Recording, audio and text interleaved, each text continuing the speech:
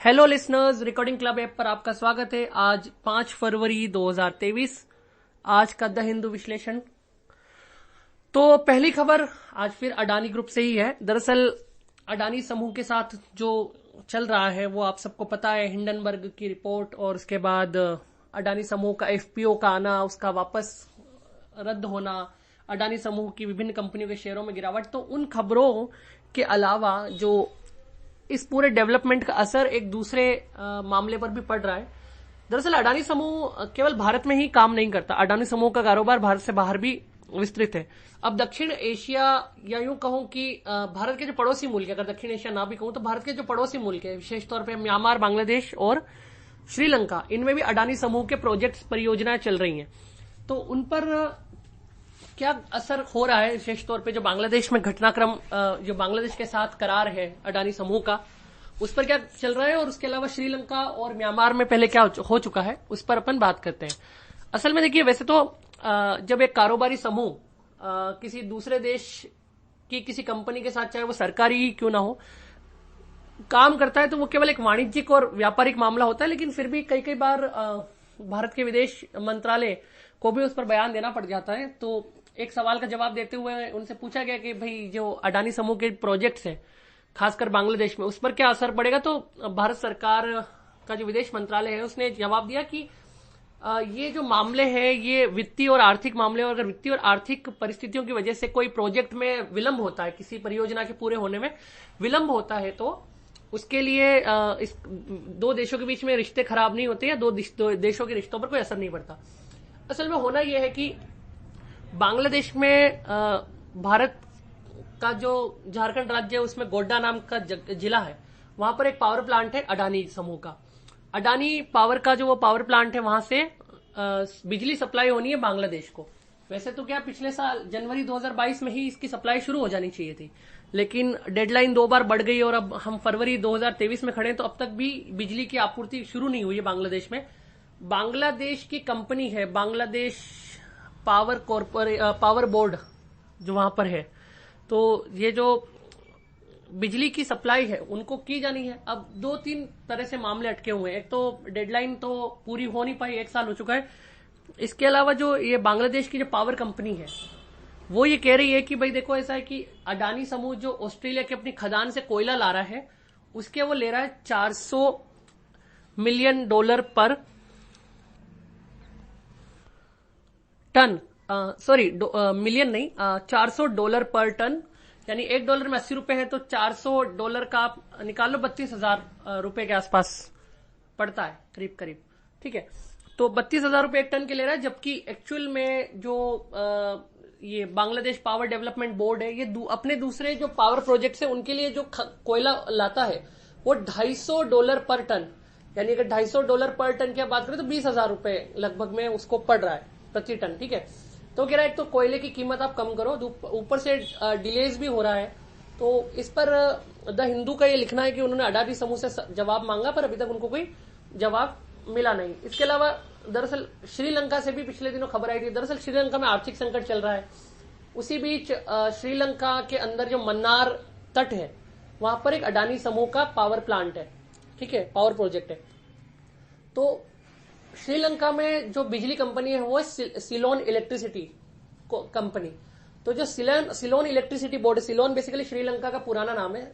तो Ceylon electricity board का जो चेयरमैन है उस समय का, एमएमसी फर्डिनेंडो, उन्होंने एक बयान जारी किया और ये कहा कि एक लेटर उनका लीक हुआ। बेसिकली उन्होंने वित्त मंत्री को एक लेटर लिखा था, वित्त मंत्रालय को, और ये कहा देखो ऐसा है कि अडानी समूह का जो पावर प्लांट है ये हमें चलाना है, और इसको भारत सरकार द्वारा श्रीलंका सरकार को दिया गया एक प्रस्ताव की तरह लेना है। मींस ऐसा मानो कि भारत सरकार ने श्रीलंका सरकार से कहा है। बाद में जब ये लेटर लीक हुआ, उसके बाद जब पार्लियामेंट्री समिति ने चेयरमैन को बुलाया, वहां उसके इलेक्ट्रिसिटी बोर्ड के, एमएमसी फर्डिनेंडो को बुलाया, तो एमएमसी फर्डिनेंडो ने कहा कि उन पर प्रेसिडेंट ऑफ श्रीलंका ने बुलाकर उनसे कहा कि भारत के प्रधानमंत्री ने ये बोला है कि अडानी समूह को दे दिया जाए। तो उसको लेकर वहां पर विवाद चल रहा था। हालांकि उस पर भारत में कोई क्लैरिटी कभी आई नहीं, लेकिन ये श्रीलंका वाला मैटर है। इसके अलावा एक मामला म्यांमार का भी है। अडानी समूह म्यांमार में यांगोन नदी पर एक नदी पोर्ट जिसको हम कहते हैं, यानी नदी पर एक बंदरगाह का प्रोजेक्ट उसका था। 2022 में वो प्रोजेक्ट अडानी समूह ने वापस ले लिया, क्योंकि एक तरह से डर था कि जो यूनाइटेड स्टेट है, मतलब अमेरिका है, वो म्यांमार में जो इस समय परिस्थितियां है उसको देखते हुए प्रतिबंध लगा सकता है। तो उसकी वजह से जब अगर म्यांमार पर आर्थिक प्रतिबंध लगता तो अडानी समूह को संभवतः नुकसान हो सकता था, तो अडानी समूह ने वो प्रोजेक्ट भी वापस ले लिया। तो ये खबर कुल मिलाकर इससे रिलेटेड थी कि भारत की कंपनी अडानी समूह, उसके अलग अलग देशों में कुछ प्रोजेक्ट्स चल रहे हैं, और जो वर्तमान में जो चुनौतियों का सामना अडानी समूह कर रहा है उसका अन्य प्रोजेक्ट्स पर क्या असर हो सकता है, और अब तक उसके जो दूसरे देशों में प्रोजेक्ट्स है उस पर क्या असर हुआ है। अगली खबर है वाणी जयराम से रिलेटेड। देखिए, वाणी जयराम जो है वो एक मशहूर सिंगर है, उनका कल निधन हो गया। तो उन्होंने 19 भाषाओं में 10,000 से ज्यादा गाने गाए हैं। तो परीक्षा की दृष्टि से सिर्फ इतना ही ध्यान रखना जरूरी है, बस हिंदी फिल्मों में भी उन्होंने गाने गाए और तमिल फिल्मों में उन्होंने काफी गीत गाए हैं। तो वाणी जयराम को लेकर सिर्फ ये समझना, या क्योंकि उनका निधन हुआ है तो परीक्षाओं में कई बार जिनका निधन होता है उनसे प्रश्न पूछे जाते हैं, तो ये 1 लाइन की खबर मैंने आपको बता दी। हालांकि द हिंदू में वाणी जयराम पर काफी लंबा आर्टिकल छपा है, उनकी हर एक फिल्म और उनके द्वारा गाए गए गीतों के बारे में लिखा गया है, पर अधिकांश उन्हीं गानों का जिक्र है जो उन्होंने तमिल भाषा में गाए हैं। तो मुझे वो इन्फॉर्मेशन इतनी यूजफुल परीक्षा की दृष्टि से नहीं लगती, इसलिए मैं आपके साथ वो साझा नहीं कर रहा हूं। जितनी यूजफुल इन्फॉर्मेशन लगी वो मैंने आपके साथ साझा कर दी है। अगली खबर हिमाचल प्रदेश से। दरअसल हिमाचल प्रदेश वर्ष 2025 तक ग्रीन स्टेट बनने जा रहा है, ग्रीन इलेक्ट्रिसिटी स्टेट वो बनने जा रहा है। असल में हिमाचल प्रदेश की योजना है कि आने वाले 1 सालों में उनके जितने भी आधिकारिक वाहन है, मतलब सरकारी वाहन है, वो पेट्रोल और डीजल से चलते हैं, उन्हें बदलकर अब इलेक्ट्रिक व्हीकल में या इलेक्ट्रिक वाहन में तब्दील करना है। और 1 साल में वो कर देंगे और 2025 तक जो है वो उसे कंप्लीटली ग्रीन इलेक्ट्रिक व्हीकल वाला स्टेट बना देंगे। असल में ये अगर ऐसा होता है तो भारत में पहला राज्य बनेगा हिमाचल प्रदेश इस तरह का, जो अपने सभी सरकारी वाहनों को रिप्लेस कर देगा इलेक्ट्रिक व्हीकल से। अभी फिलहाल अगर संक्षेप में बताऊं तो इलेक्ट्रिक व्हीकल बेसिकली पर्यावरण की दृष्टि से बेहतर माने जाते हैं, क्योंकि वो जो फॉसिल फ्यूल्स हैं, पेट्रोल हो गया, डीजल हो गया, जो जीवाश्म ईंधन है, उनकी तरह कार्बन उत्सर्जन और अन्य तरह के जो पर्यावरण पर होने वाले नकारात्मक प्रभाव है, जो जलवायु परिवर्तन और एक तरह से ग्रीन हाउस गैस एमिशन, इनके लिए जिम्मेदार है। तो उनकी जगह इलेक्ट्रिक व्हीकल्स लेने लगे हैं, और भविष्य में देखो सरकार भी बहुत सारी योजनाएं चला रही है। तो इलेक्ट्रिक व्हीकल्स पर जब कोई एक डिटेल्ड आर्टिकल हमें मिलेगा तो अपन उस पर फिर विस्तार से बात करेंगे। अभी फिलहाल याद रखने की दृष्टि से इतना ही कि हिमाचल प्रदेश की यह पहल है कि अगले 1 साल में अपने सारे सरकारी वाहनों को इलेक्ट्रिक वाहन में तब्दील कर दे और 2025 तक ग्रीन इलेक्ट्रिसिटी स्टेट बन जाए। अगली खबर राजस्थान से है। राजस्थान में 20 से 22 मार्च को पहली बार राजस्थान इंटरनेशनल एक्सपो होने जा रहा है। ये जोधपुर में होगा। इसके अंदर 28 देशों से करीब 20,000 खरीदार आएंगे। इसमें क्या बेचा जाएगा इस एक्सपो में? तो 28 देशों के 20,000 खरीदारों के सामने रखा जाएगा राजस्थान का हैंडीक्राफ्ट, यानी हस्तशिल्प से बनी वस्तुएं, लकड़ी का और लोहे का फर्नीचर और सिरेमिक का सामान। तो कुल मिलाकर राजस्थान के हस्तशिल्प को बढ़ावा देने के उद्देश्य से ये पहली बार जो है राजस्थान इंटरनेशनल एक्सपो रखा जा रहा है जोधपुर में। तो ये एक संक्षिप्त खबर है आप लोगों के लिए, जो परीक्षा की दृष्टि से उपयोगी हो सकती है, स्पेशली राजस्थान के जो एग्जाम्स के प्रिपरेशन कर रहे हैं उनके लिए।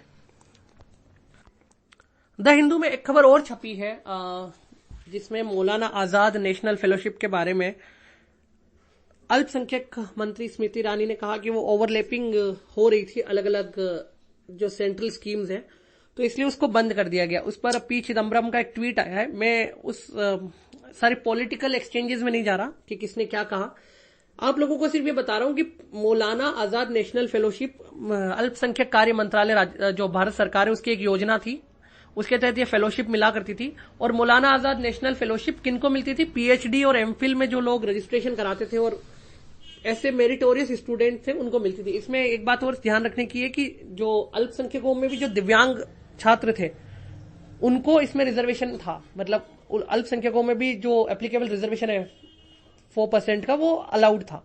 तो लेकिन अब ये स्कॉलरशिप तो बंद कर दी गई है, फेलोशिप अब बंद कर दी गई है। और सरकार ने कहा क्योंकि पीएचडी और एमफिल करने वालों को वैसे भी दूसरी और फेलोशिप्स मिल रही है और वो मौलाना आजाद नेशनल फेलोशिप के साथ ओवरलैप कर रही थी, तो इसलिए उन्होंने बंद कर दिया।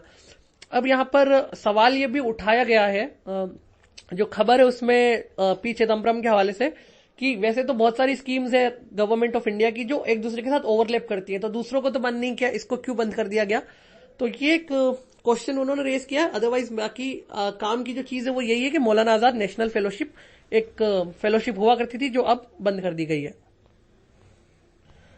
तो एक खबर मैंने कल आपको बताई थी कि सुप्रीम कोर्ट जो है वो उसकी बेंच एक सुनवाई कर रही थी मामले की, जिसमें उसने कहा कि दिसंबर से हमने 5 जजों के नाम भेज रखे हैं और सरकार ने अभी तक उनको नियुक्त नहीं किया है सुप्रीम कोर्ट में जज के तौर पर।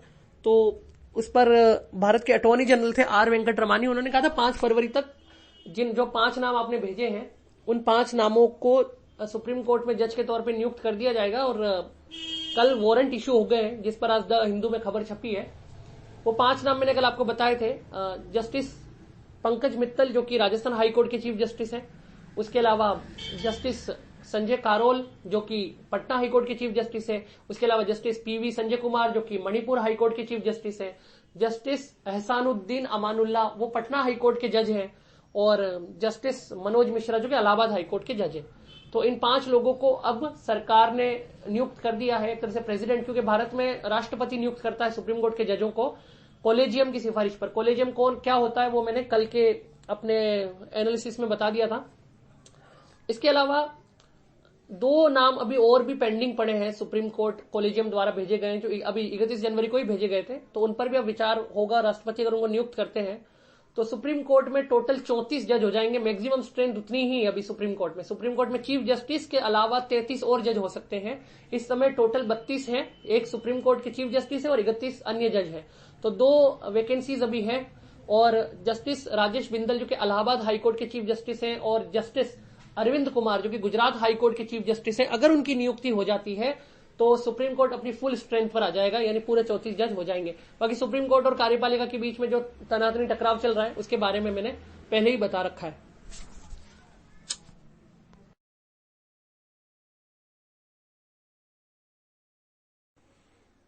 अब बढ़ते हैं अगली खबर की ओर। कल chief justice D Y Chandrachud supreme court में कार्यक्रम था, क्योंकि सुप्रीम कोर्ट को भी अब 73 साल पूरे हो गए। 28 जनवरी 1950 को supreme court of India Bharat के सर्वोच्च न्यायालय की स्थापना हुई थी, तो उसके 73 साल पूरे होने पर एक कार्यक्रम था और सिंगापुर के चीफ जस्टिस भी आए हुए थे। तो भारत के चीफ जस्टिस डीवाई चंद्रचूड़ ने जो बजट में अभी हाल ही में जो 2023-24 का बजट प्रस्तुत किया निर्मला सीतारमण ने, उसमें ई कोर्ट जो परियोजना है उसके 23 जो ई कोर्ट परियोजना का तीसरा चरण जो है उसमें 7,000 करोड़ रुपए का बजटीय प्रावधान किया गया। तो उसकी प्रशंसा कर रहे थे और वो कह रहे थे कि इससे ई कोर्ट परियोजना को बल मिलेगा। उन्होंने ये भी कहा कि अब तक सुप्रीम कोर्ट ने पिछले 2 महीनों में 12,000 से भी ज्यादा मामले सुन लिए हैं। जब से स्थापना हुई है सर्वोच्च न्यायालय की तब से लेकर अब तक कई गुना मामले सुप्रीम कोर्ट में बढ़े हैं। और सुप्रीम कोर्ट ने मार्च 2020 में मतलब जिस तरह से सुनवाइयां की कोविड-19 के बाद ई कोर्ट्स के थ्रू, तो उसकी भी बात वो कर रहे थे। उन्होंने आगे बताया कि 23 मार्च 2020 से 30 अक्टूबर 2022 के बीच में, मतलब लगभग 2.5 साल का जो ये कालखंड है, इसमें 3,37,000 से ज्यादा मामलों की सुनवाइयां हुई है। दरअसल ई कोर्ट आने से एक तो न्याय तंत्र के प्रति जो जनता की सुगमता है वो भी बढ़ेगी और न्यायिक प्रशासन में कार्यकुशलता भी बढ़ेगी, क्योंकि ई कोर्ट्स आने की वजह से ज्यादातर चीजें जो है वो पेपर पर नहीं होंगी। क्योंकि आज ये होता है ना कि आपको फिजिकली जाना पड़ता है सुप्रीम कोर्ट या हाई कोर्ट और वहां ले जाकर आपको पिटीशन दायर करनी पड़ती है। ई कोर्ट्स आने के बाद क्या आप ई फाइलिंग कर सकते हो। उसके अलावा ई कोर्ट्स में क्या सुनवाइयां भी दूर से हो सकती है, जरूरी नहीं है कि आप दिल्ली हर सुनवाई में सुप्रीम कोर्ट जाओ। सुप्रीम कोर्ट संभवतया इस पर काम कर रहा है। ये भी संभव है कि जैसे कोविड-19 में वीडियो कॉन्फ्रेंसिंग के थ्रू सुनवाइयां हुई, तो ई कोर्ट्स आने के बाद शायद ये संभव है कि वीडियो कॉन्फ्रेंसिंग के थ्रू फिजिकल हियरिंग्स की बजाय ई कोर्ट्स में या वीडियो कॉन्फ्रेंसिंग के थ्रू भी सुनवाइयां हुआ करें। तो ई कोर्ट्स का ये फायदा है कि ये तो जनता की एक्सेसिबिलिटी बढ़ाता है। मतलब आज एक व्यक्ति जो दिल्ली से बहुत दूर रहता है, वो अगर सुप्रीम कोर्ट में याचिका दायर करना चाहता है तो पहली तो उसकी चिंता यही है कि उसे बार बार सुनवाई पर सुप्रीम कोर्ट के लिए दिल्ली जाना पड़ेगा। फिर दिल्ली में वकील होते हैं, मैक्सिमम जो दिल्ली के वकील होते हैं वही सुप्रीम कोर्ट में केसेस लड़ते हैं। दूसरे इलाकों के वकील जो है वो सुप्रीम कोर्ट में दूर से केसेस नहीं लड़ते हैं, क्योंकि हर सुनवाई के लिए उन्हें भी दूर से बार बार दिल्ली जाना पड़े, सुप्रीम कोर्ट जाना पड़े। तो जो दिल्ली में वकालत करने वाले हैं उनको तो फायदा होता है, क्योंकि वो सुप्रीम कोर्ट में वकालत कर सकते हैं, क्योंकि उन्हें कहीं दूर नहीं जाना पड़ रहा, उन्हें दिल्ली में ही रहना है। लेकिन जो चेन्नई, कोलकाता, मुंबई में, जयपुर में, उदयपुर में या अहमदाबाद में बैठा हुआ जो वकील है वो सुप्रीम कोर्ट का केस नहीं लड़ सकता, बहुत रेयरली, बहुत मुश्किल होता है। तो ई कोर्ट्स अगर आ जाती है या वीडियो कॉन्फ्रेंसिंग भी होने लगती है तो दूर बैठे वकीलों के लिए भी ये आसान होगा, और एक्चुअली ये जो याचिका करता है उनके लिए भी फायदेमंद होगा, क्योंकि आज सुप्रीम कोर्ट के विसिनिटी में जो वकील रहते हैं, जो दिल्ली में रहते हैं, वो अपेक्षाकृत महंगे भी हो सकते हैं और जनता के पास कोई चॉइस नहीं है, लोगों के पास कोई चॉइस नहीं है, उन्हें वहीं जाकर एक वकील करना है। पर अगर ये डिसेंट्रलाइजेशन हो जाता है तो फिर आप सोचिए कि वकील कहीं से भी कोई कर सकता है, जो एलिजिबल वकील होगा वो किसी का भी केस लड़ेगा, और ई टेक्नोलॉजी से या ई कोर्ट्स के माध्यम से वो अपना केस प्रेजेंट भी करेगा, केस फाइल भी कर सकता है, बहुत कुछ हो सकता है, संभावनाएं बहुत है। तो एफिशिएंसी भी बढ़ेगी सुप्रीम कोर्ट की और लोगों की एक्सेसिबिलिटी भी बढ़ेगी इससे। तो इसको लेकर बात थी। एक्चुअली पहले ई कोर्ट का फेज 1 और फेज 2 यानी प्रथम चरण, द्वितीय चरण हो चुके हैं। पहले चरण में सरकार ने 639 करोड़ ही दिए थे और दूसरे चरण में 1650 करोड़ के आसपास पैसा मिला था। अब देखो 7000 करोड़ मिला है, तो मतलब काफी बढ़ोतरी सरकार ने की है अपने बजटीय प्रावधान में, आवंटन में एक तरह से। अब बात द ग्रेट इंडियन बस्टर्ड की। द ग्रेट इंडियन बस्टर्ड यानी गोडावन जो है वो राजस्थान का राज्य पक्षी भी है और एक एंडेंजर्ड स्पीशीज है, मतलब खतरे में एक प्रजाति है। इसको लेकर आज हिंदू में खबर छपी। दरअसल कहानी को ऐसे शुरू करते कि 2019 में सुप्रीम कोर्ट में पर्यावरणविदों ने एक याचिका लगाई और सुप्रीम कोर्ट से ये मांग की कि जो थार के मरुस्थल में और कच्छ के रण में जो पावर लाइंस जा रही है, सोलर पावर लाइंस जो कि सोलर ग्रिड में पावर को ट्रांसमिट करेंगी, उनको, वो ओवरहेड है, उनको हटाकर अंडरग्राउंड कर दिया जाए। अप्रैल 2021 में सुप्रीम कोर्ट का जजमेंट आया और ये कहा कि जो लो वोल्टेज पावर लाइंस हैं उनको आप अंडरग्राउंड कर दीजिए। अब देखिए, समझिए कैसे।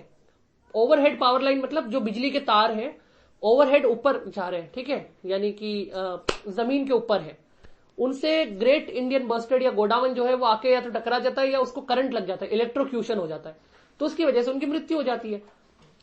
अब कुल मिलाकर 150 ही ऐसे ग्रेट इंडियन बस्टर्ड अपने पास बचे हुए हैं, बाकी सब पर खतरा मंडरा रहा है। तो इन परिस्थितियों में आप सोचिए कि इसको बचाना कितना जरूरी हो गया। और ये अधिकांशतः जैसलमेर में पाए जाते हैं, थार के मरुस्थल के आसपास, ठीक है। उन्हीं क्षेत्रों में सौर ऊर्जा का काफी संभावना है, क्योंकि सौर ऊर्जा की काफी संभावना है, तो सौर ऊर्जा के लिए जो लाइनें बिछ रही है, ट्रांसमिशन लाइनें, वो भी वहीं जा रही है। अब दो तरीके हैं, या तो ओवरहेड लगा दो या अंडरग्राउंड कर दो।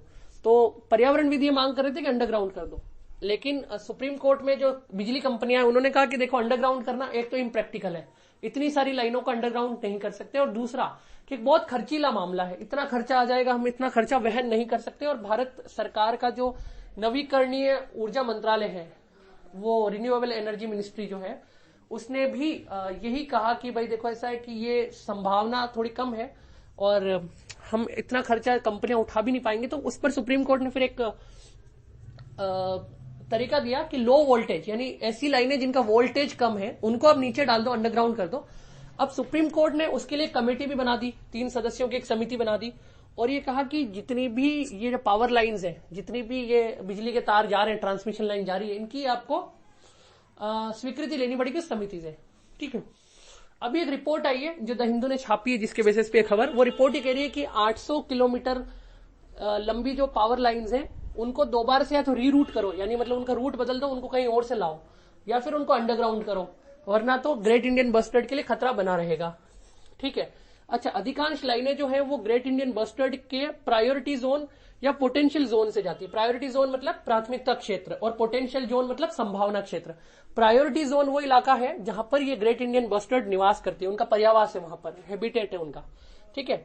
और जो पोटेंशियल लाइन है वो ऐसे इलाके जहां पर उनकी ब्रीडिंग वगैरह होगी, मतलब उन पर नई तरह से प्रजातियों को बसाने की कोशिश की जाएगी, तो वो उनका संभाव्य क्षेत्र है, संभावना क्षेत्र कह सकते हैं उसको आप, पोटेंशियल जोन, ठीक है। तो इनसे इन लाइनों को हटाया जाना चाहिए।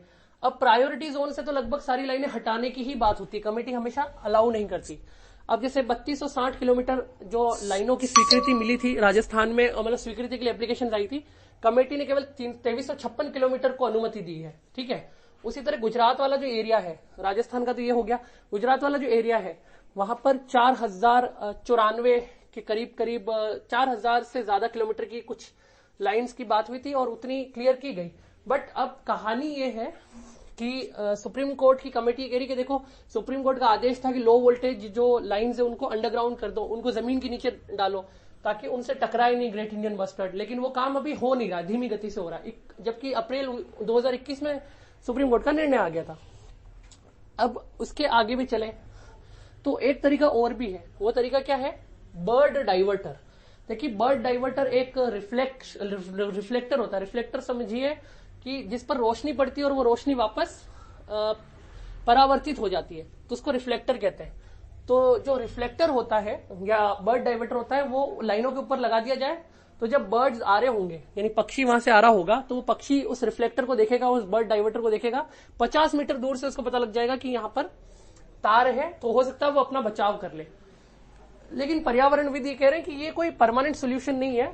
इसका सही सोल्यूशन ये है कि इन तारों को ग्राउंड में डाल दिया जाए, अंडरग्राउंड कर दिया जाए, मतलब नीचे भूमिगत कर दिया जाए। तो इसको लेकर ये खबर थी। अब इसमें देखो, खबर आपको क्या समझनी है? आपको ये समझनी है कि एक तो ग्रेट इंडियन बस्टर्ड जो है वो अमूमन जैसलमेर के इलाकों में पाया जाता है, ये आपके लिए जानना फैक्चुअल है। राजस्थान का राज्य पक्षी है।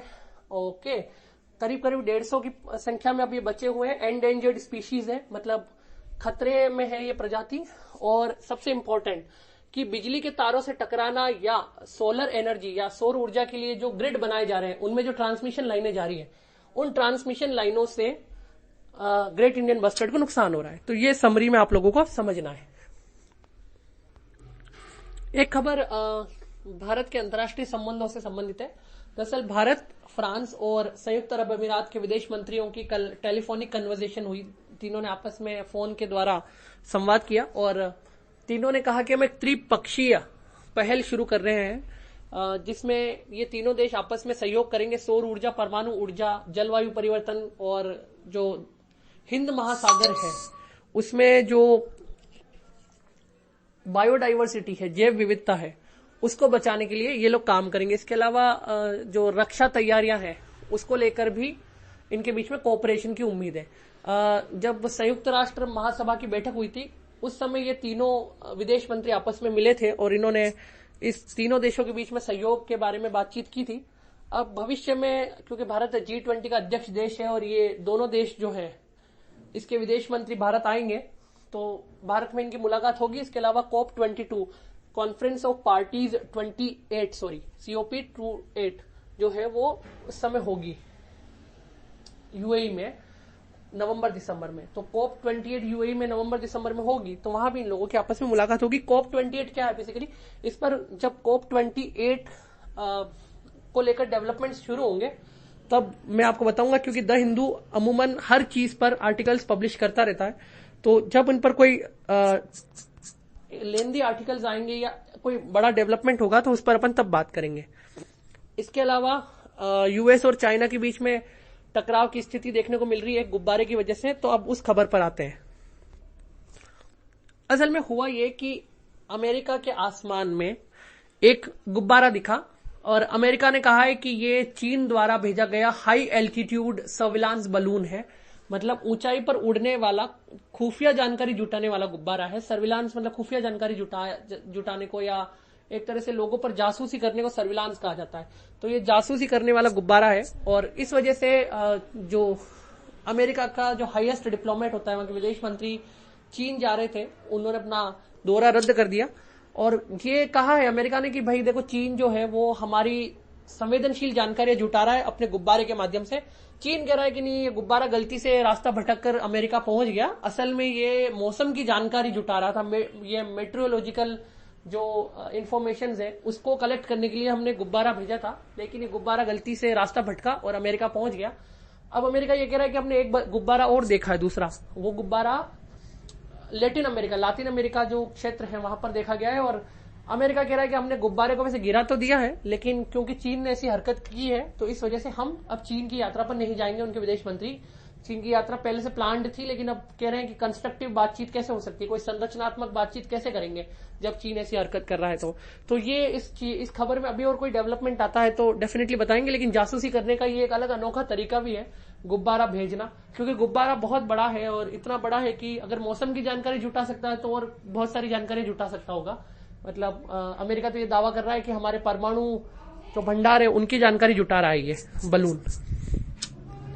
तो आज के द हिंदू में विश्लेषण में इतना ही, क्योंकि आज एडिटोरियल्स नहीं आते हैं द हिंदू में, आज रविवार है, तो इसलिए एडिटोरियल्स पर चर्चा हमने नहीं की। और कुछ ऐसे आर्टिकल्स छपे हैं, मतलब दूसरी स्टोरीज हैं जो बजट से रिलेटेड है, तो बजट की हम होलसम कवरेज एक अलग सीरीज में, एक अलग ऑडियो में करेंगे। धन्यवाद।